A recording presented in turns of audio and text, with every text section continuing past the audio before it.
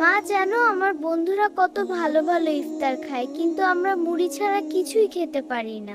হ্যাঁ মা, আমরা গরিব, তাই আমাদের ভালো খাবার কেনার সামর্থ্য নেই।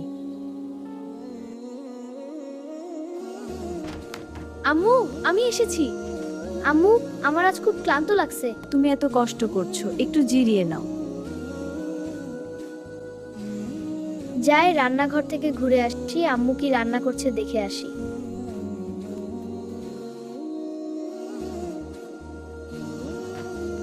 ও আম্মু, আজ এক ইফতারি, কি মজা কি মজা। হ্যাঁ বাবা, সব তোমার জন্যে।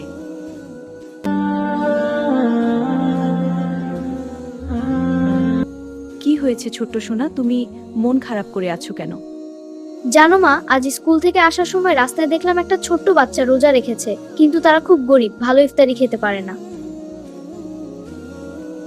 এই নেও বাবা, এই খাবারগুলো ওই মহিলা আর তার ছোট্ট মেয়েকে দিয়ে আসো।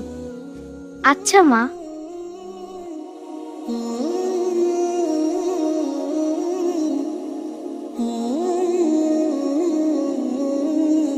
তোমাকে অনেক ধন্যবাদ বাবা।